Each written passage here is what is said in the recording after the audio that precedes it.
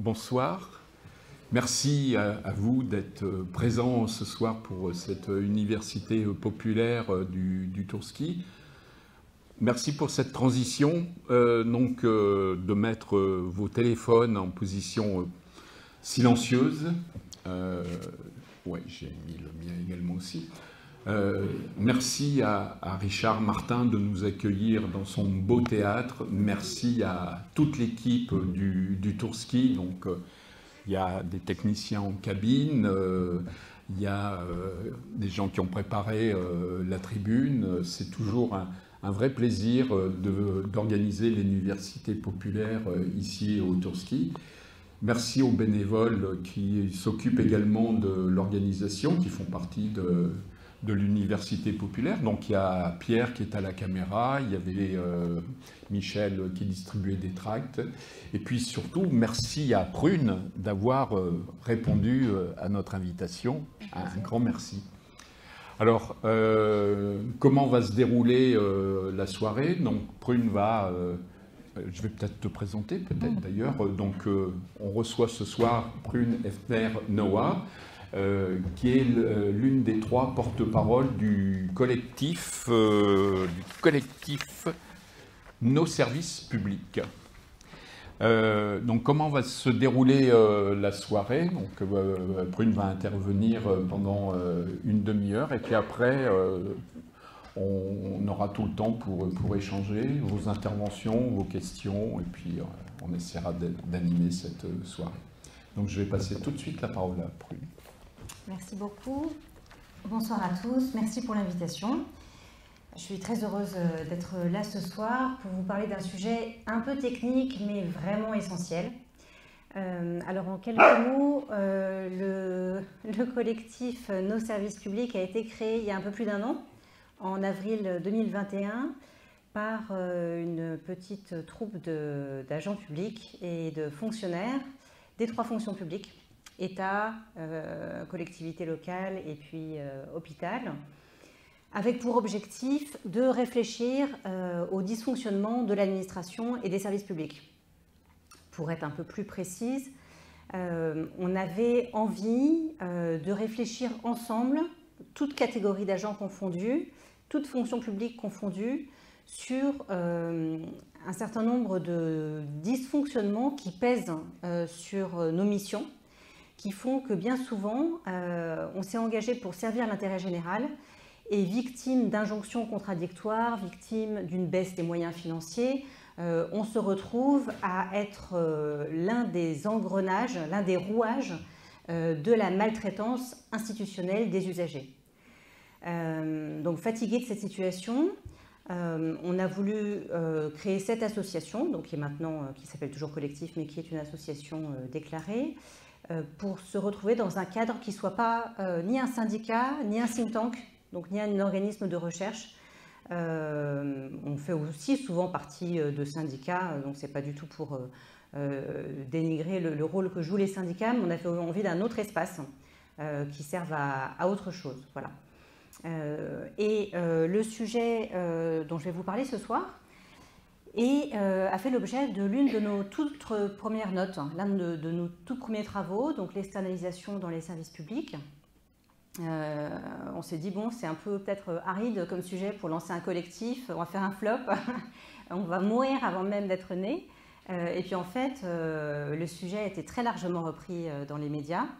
On a bénéficié un petit peu d'une vague médiatique qui était liée aux différents scandales sur le recours au cabinet de conseil pour gérer la stratégie de vaccination contre le Covid.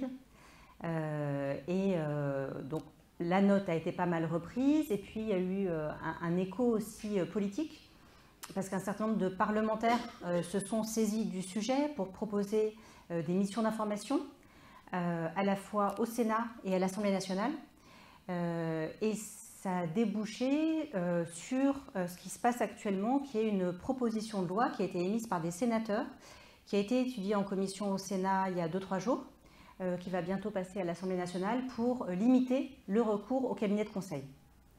Voilà, donc c'était notre coup d'essai, et ça nous a lancé, et après ce sujet-là, on a traité d'autres sujets, comme par exemple le devoir de réserve des fonctionnaires. Les agents publics, les fonctionnaires n'ont pas le droit de parler à tort et à travers, en théorie, dans les médias, en public. Et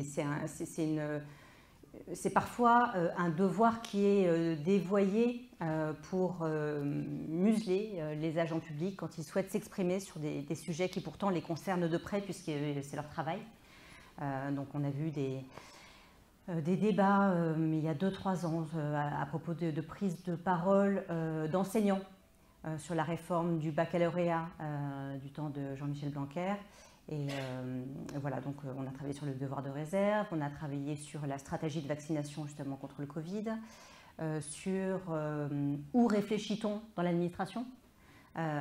Est-ce qu'il y a un endroit où on réfléchit ou est-ce qu'on ne fait qu'avancer la tête dans le guidon et comment mieux réfléchir dans l'administration.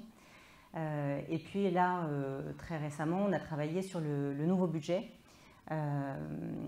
pour essayer de dégonfler un petit peu la communication du gouvernement. Et on s'aperçoit qu'une fois qu'on enlève l'effet de l'inflation, en fait, c'est un budget qui est très austéritaire, qui est l'un des 2 ou 3 budgets les plus austéritaires depuis Sarkozy, voilà, avec une tribune qui doit paraître dans Le Monde demain. Voilà, donc ça c'était l'introduction sur le collectif. Alors finalement j'ai chaud. Moi, je remets...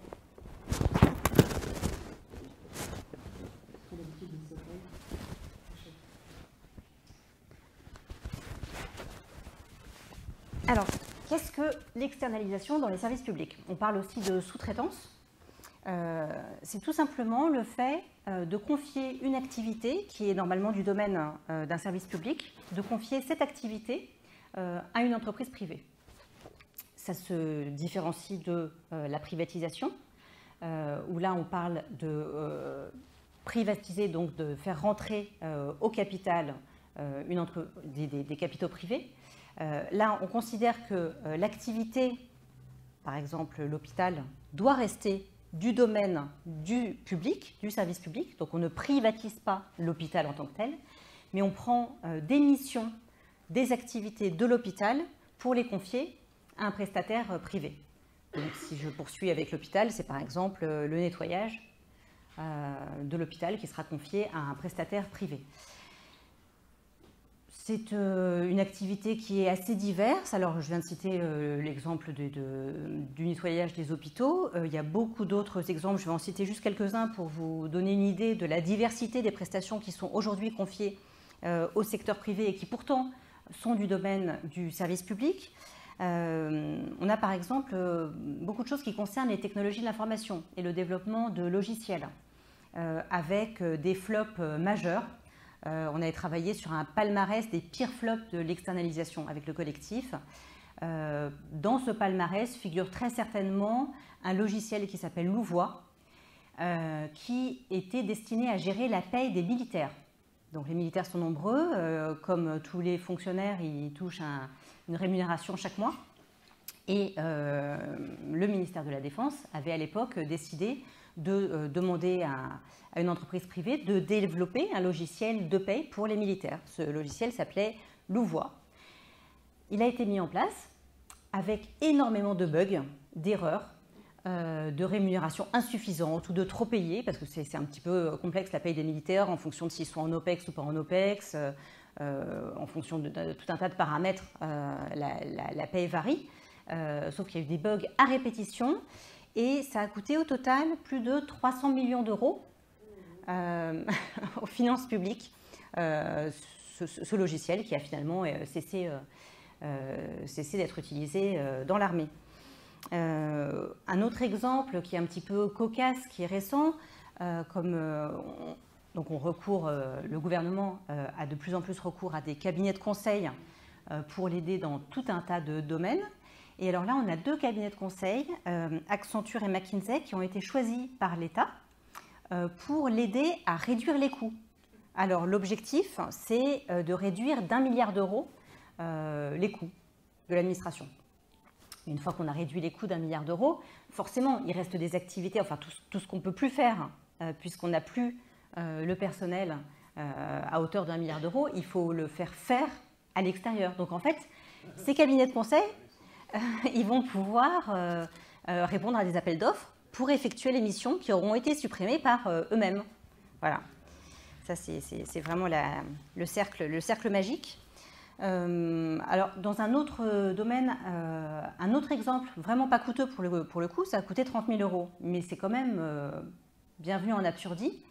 Vous savez que les projets de loi du gouvernement ou les propositions de loi des parlementaires se présentent toujours de la même manière.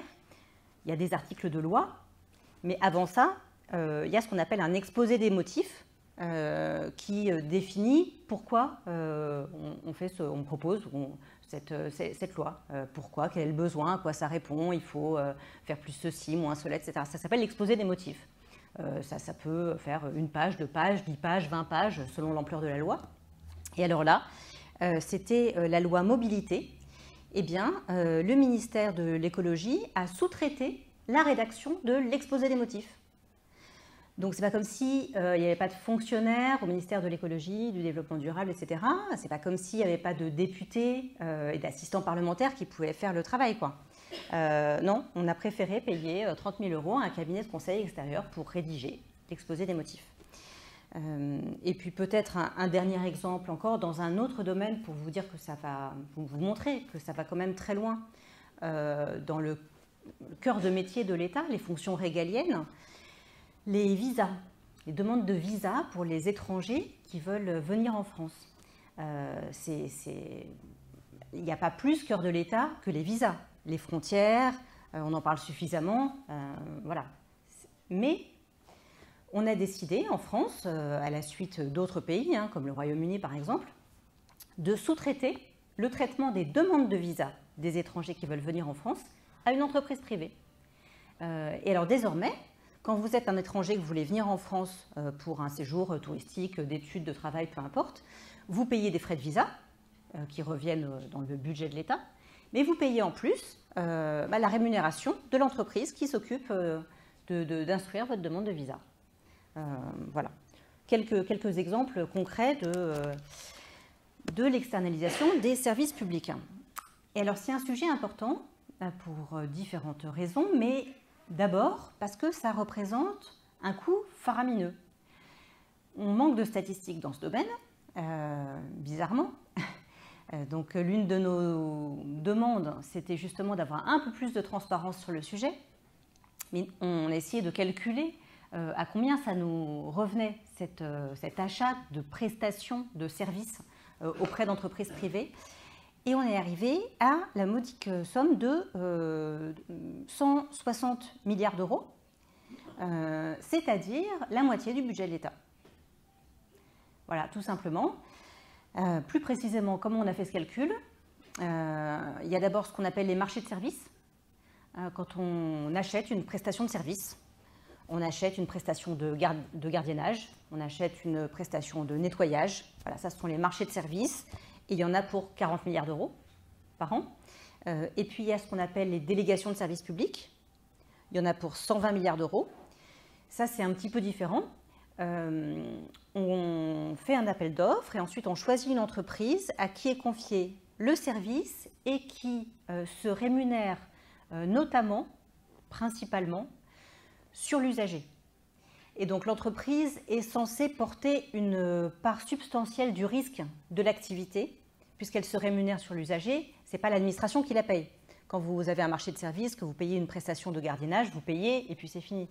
Alors que les délégations de services publics, par exemple, dans le domaine de l'eau, dans le domaine de la cantine scolaire, ce sont les usagers qui payent le service. Et donc l'entreprise est rémunérée principalement par l'usager.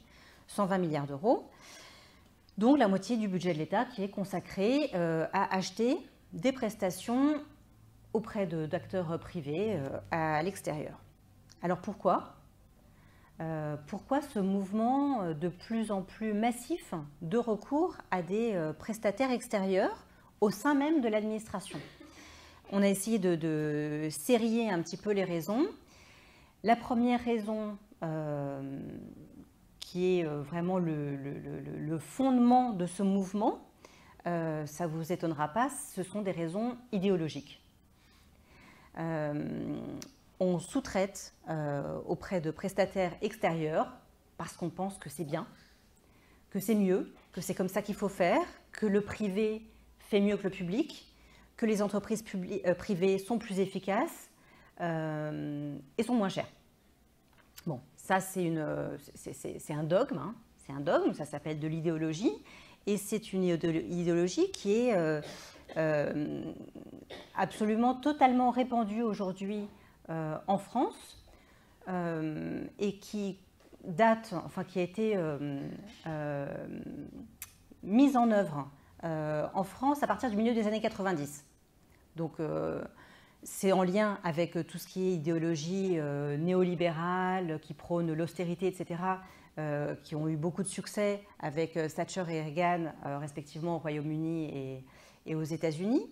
Donc c'est la suite de cette idéologie qui était portée par des économistes comme Hayek, Friedman, etc., qui a fait son entrée en force en France dans les gouvernements, par exemple, de Juppé, où on a une circulaire qui date de 1995, qui est très explicite sur le fait qu'il faut distinguer les différentes missions de l'administration en fonction de ce qui peut continuer à être exercé par elle-même et ce qui doit être délégué au privé.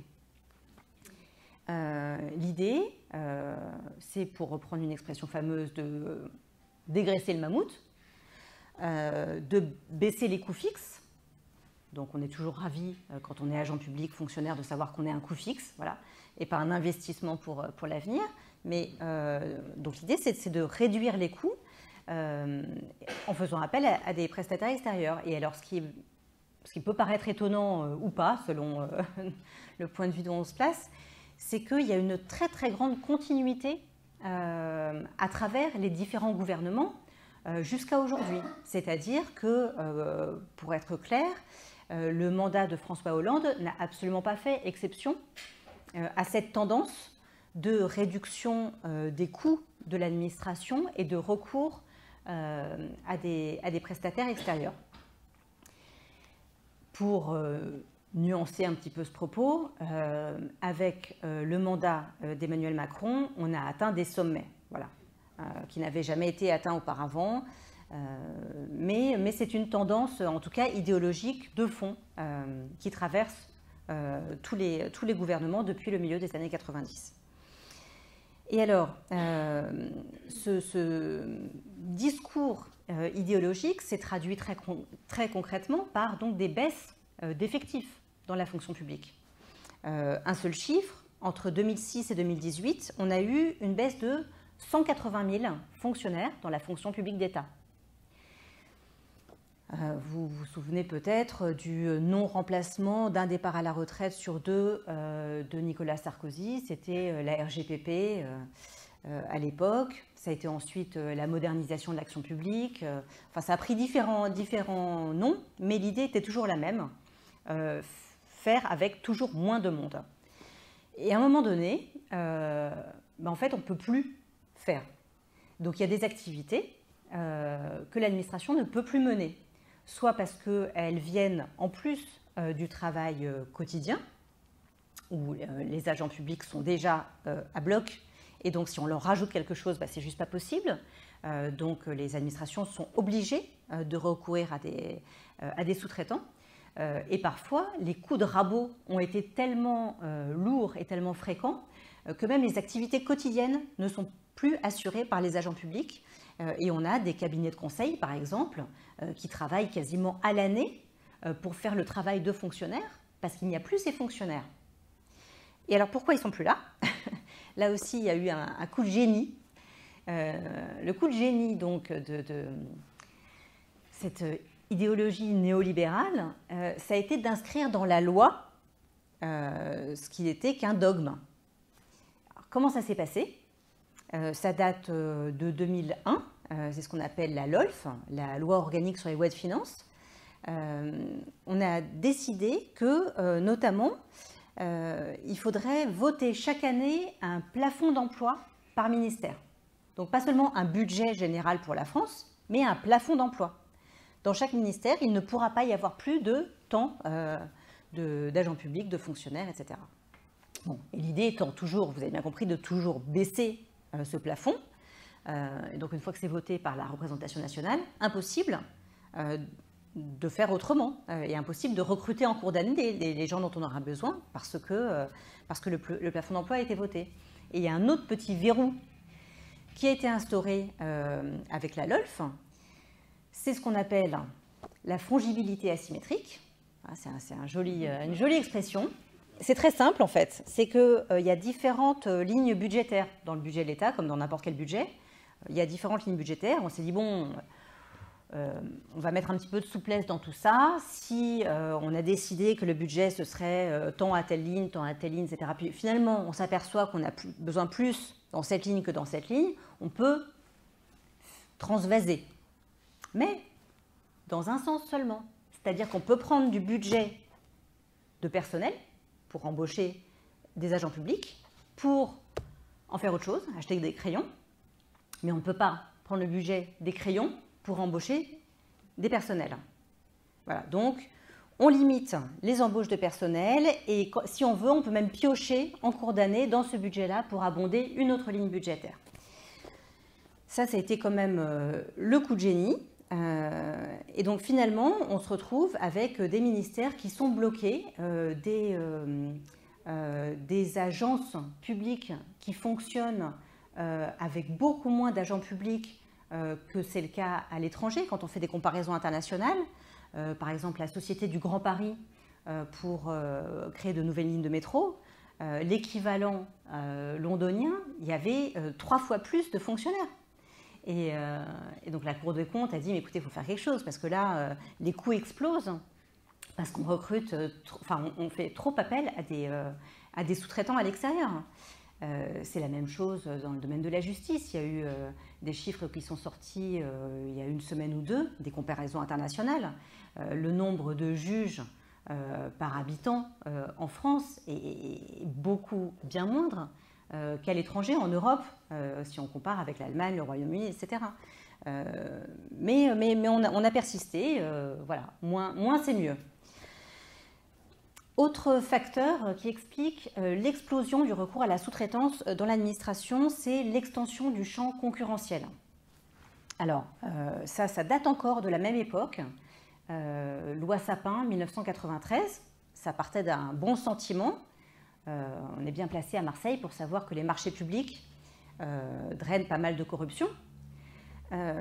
Et donc la loi Sapin, l'idée c'était de réglementer beaucoup plus les marchés publics, la passation des marchés publics, qui est une mise en concurrence, qui est des règles de publicité, de passation des marchés, qu'on ne puisse plus faire n'importe quoi et attribuer les marchés à son copain, à son voisin, à son frère. Voilà. Mais on a été un petit peu loin peut-être, dans le sens où il y avait des entreprises qui étaient des entreprises, des sociétés d'économie mixte, donc à la fois privées, publiques, qui servaient pas mal à l'administration pour faire un certain nombre de tâches. C'était une sorte d'externalisation publique. Mais l'Union européenne a jugé que ces sociétés d'économie mixte devaient aussi se soumettre aux règles de la concurrence. Et donc, il n'était plus possible de passer en direct pour une administration avec une SEM. Simplement, les sociétés d'économie mixte, comme les administrations, comme tous les services publics, ont des contraintes qui sont différentes de celles des entreprises privées. Les entreprises privées ont pour objectif principal, sinon unique, c'est de faire de l'argent, du profit. Alors que les administrations, les services publics, les sociétés d'économie mixte ont pour objectif de servir les usagers, l'intérêt général, et parfois au détriment de la rentabilité. Donc ces SEM se sont retrouvés en position défavorable avec ces règles de concurrence, et ça a accru le gâteau pour les entreprises 100% privées. Autre peut-être raison qui explique Il y en a deux autres, après j'arrête sur les raisons. On a essayé d'être un peu exhaustif parce que c'est vrai que c'est un travail qui n'avait pas vraiment été fait auparavant. Donc deux dernières raisons qui expliquent peut-être ce recours croissant à la sous-traitance dans l'administration. C'est le mouvement de décentralisation et de déconcentration. On a un certain nombre de compétences qui sont descendues, entre guillemets, de l'État aux collectivités locales. Par exemple, l'instruction des autorisations d'urbanisme, les permis de construire. C'est passé de l'État, donc géré par le préfet, aux maires dans les communes. C'est juste un exemple. Mais ces transferts de compétences n'ont pas toujours été accompagnés des moyens humains et financiers suffisants. Et c'est l'une des explications qu'on a imaginées pour ce recours massif aux sous-traitants privés dans les collectivités locales. Et là, c'est encore un champ qui est peu exploré. Nous, on a un peu plus travaillé sur l'État, mais dans les collectivités locales, c'est assez massif. Et dernière raison, c'est la création de domaines complètement nouveaux qui ont été confiés d'emblée au privé. Alors, je vais vous donner un exemple. C'est tout ce qui concerne la certification. Vous connaissez la certification bio, éco-chose, label, truc, etc. Bref, l'État a confié, disons, dans un même mouvement, pour se désengager de la gestion et de la supervision concrète au quotidien, elle a confié à des organismes privés le soin de délivrer des labels selon le respect de normes, de chartes, etc. Et alors, là où on a une petite particularité, c'est qu'en fait, il n'y a pas de contrat entre ces organismes certificateurs et l'administration. Donc, on a une espèce de délégation à des acteurs privés, mais dans un petit peu un flou juridique, mais ça contribue à accroître le domaine d'intervention des acteurs privés. Mais alors, ce qui est peut-être plus intéressant encore que les raisons du recours aux sous-traitants sont les conséquences. Parce que, en général, on nous vend du rêve. Les entreprises font mieux le travail pour moins cher. Et en pratique, c'est souvent pas le cas. Et quand c'est le cas, c'est mauvais signe. En tout cas, quand c'est moins cher, c'est très mauvais signe. Alors, pour détailler un petit peu les conséquences de ce recours à des prestataires privés. D'abord, pourquoi ce serait moins cher quand les entreprises privées payent la TVA alors que l'administration ne paye pas de TVA? Comment on peut imaginer que ce serait moins cher? Comment on peut imaginer que ce serait moins cher de demander à un consultant de travailler sur une question X ou Y, une organisation, l'administration, etc., quand ce consultant est payé en moyenne 1 500 € la journée, alors que si vous connaissez des fonctionnaires qui sont payés 1 500 € la journée, je veux bien le filon, quoi, hein. Comment on peut imaginer que ça ne coûte rien de passer par une entreprise privée, notamment, qu'il n'y a pas de coût de transfert? Quand on a une compétence en interne, qu'on la transfère à un autre acteur, il faut que les agents publics, les fonctionnaires, passent du temps à expliquer à ce sous-traitant comment on fait, pourquoi, qui sont les usagers, quelles sont les spécificités du secteur, etc. Et ça a un coût. Et puis une fois que le contrat est passé avec le prestataire privé, on a un problème en général, c'est que les contrats sont stricts et ne sont absolument pas flexibles, sauf à faire un avenant au contrat en cours de contrat. Mais là, il faut que l'administration se mette d'accord avec le prestataire privé, donc c'est une nouvelle négociation. Et sinon, le contrat, il est conclu pour 2 ans, 3 ans, 5 ans. Parfois, on a des délégations de services publics qui durent 10 ans, 12 ans. Et en cours de route, il peut se passer des événements qui feraient que il serait dans l'intérêt des usagers soit de revoir complètement la délégation de services publics, soit d'y mettre fin, et c'est pas possible. Alors on a peut-être un exemple concret à Marseille avec sans vouloir pointer cette grande entreprise également marseillaise, mais avec la Sodexo qui gère la restauration scolaire à Marseille. La délégation de service public prend fin d'ici 2 ou 3 ans. Donc, ce qu'essaye de faire la municipalité actuellement, c'est de négocier des avenants pour essayer de modifier un petit peu les prestations qui sont offertes aux élèves aujourd'hui. Mais il n'est pas possible de mettre fin à une délégation de service public, un contrat en cours de route. Alors que l'un des grands principes du service public, c'est le principe de mutabilité, la flexibilité, l'adaptation. Une espèce de fonctionnaire bashing, on aime bien imaginer que les fonctionnaires ne travaillent pas, ils sont très rigides, etc. Mais c'est l'un des principes essentiels du service public, c'est ça, c'est savoir s'adapter aux usagers et à l'évolution des besoins. Et ça, c'est pas possible avec les contrats. Et puis, alors, peut-être conséquence encore plus grave, la perte de savoir-faire. À force de déléguer certaines compétences au secteur privé, il y a des compétences qui sont totalement perdues dans l'administration. On pourrait se dire, bon, c'est pas grave, en fait, on ne les fait pas, et puis, sauf que le jour où on en a besoin, on ne sait plus faire. Peut-être qu'il n'y aura pas de crise du Covid tous les 3 ans. En même temps, oui, je vais finir. En même temps, la crise du Covid, elle dure justement depuis presque 3 ans. Mais on s'est retrouvé assez dépourvu au moment de la crise du Covid. On n'avait pas les personnels pour faire ce qu'il fallait. Et donc l'administration, les ministères ont eu recours à des entreprises privées sans passation, sans respect des règles des marchés publics, parce qu'on n'avait pas le temps. Donc on a fait n'importe quoi. On a payé très très cher des masques qui respectaient aucune norme, parce que c'était la panique, parce qu'on n'avait pas les gens, parce qu'on ne savait plus faire. Voilà, donc la perte de savoir-faire, c'est absolument dramatique. Et c'est à tel point que parfois, on n'a même plus les gens qui sont capables de rédiger les cahiers des charges pour passer les marchés publics. C'est-à-dire que le ministère doit faire appel à une entreprise privée qui va rédiger le cahier des charges, donc ce qu'il faudra faire dans la délégation de service public ou dans le marché de services, et ensuite va passer un appel d'offres pour trouver une nouvelle entreprise qui pourra exercer le service. Mais on n'a plus les gens capables de rédiger le cahier des charges et de superviser la prestation. Parce qu'une entreprise, comme je le disais et comme vous le savez, elle cherche à faire de l'argent. Bon, ce n'est pas forcément l'objectif de l'administration.